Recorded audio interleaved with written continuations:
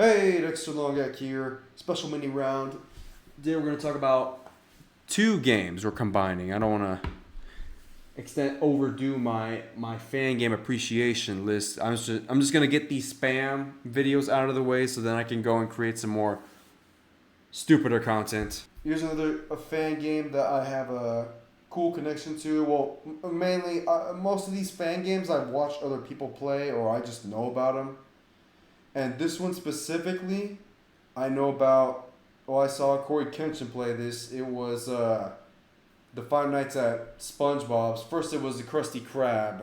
Or I don't think he played Krusty Krab. I thought he did, but that was Blasphemous HD who played Five Nights at Krusty Krab, which is a pretty interesting game. But I think it would be lacking in the game the game experience for me, since I'd find other first attempt fan made games to be more playable than the first one, but it has this charm for having being one of the first fan games to have like a lot of 3D modeling for its time, honestly.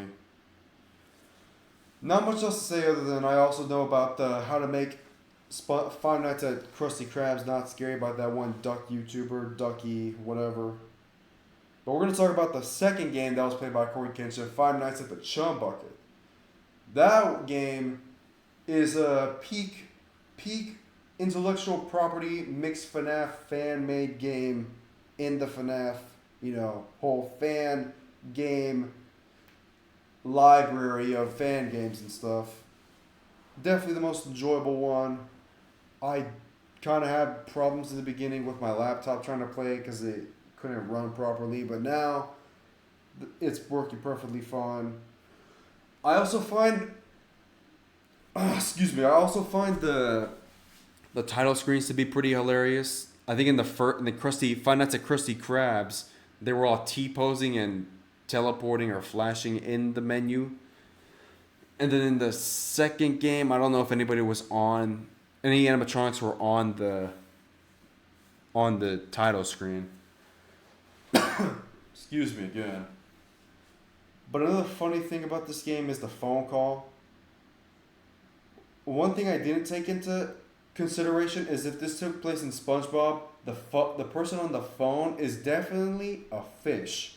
Like, if I forgot that this is if I didn't think this was like a hybrid of humans live in this world and it's like a SpongeBob world, then you would play as a human, the phone guy is a human, and somebody else is also a human, but maybe a fish. But no, everybody is a fish.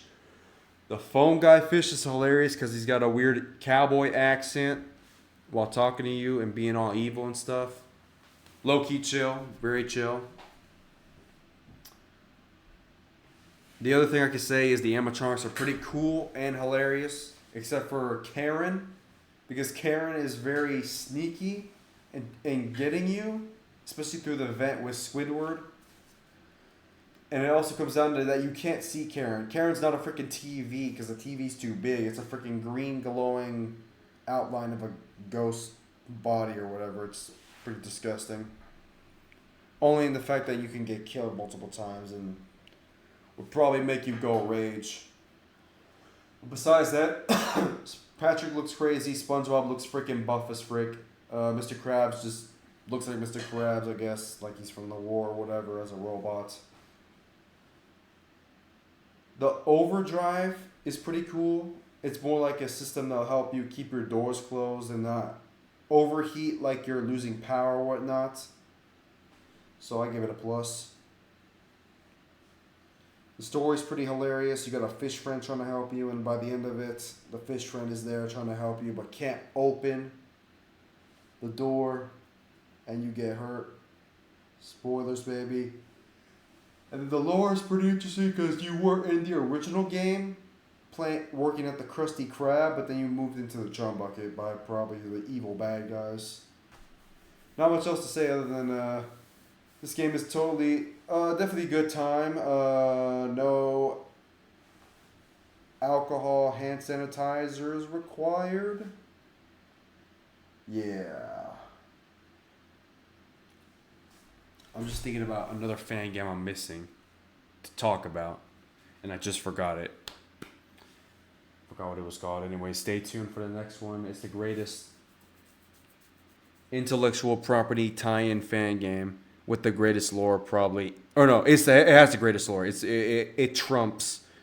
Actually, no. Let me restate that. It outdoes every other story in a video game.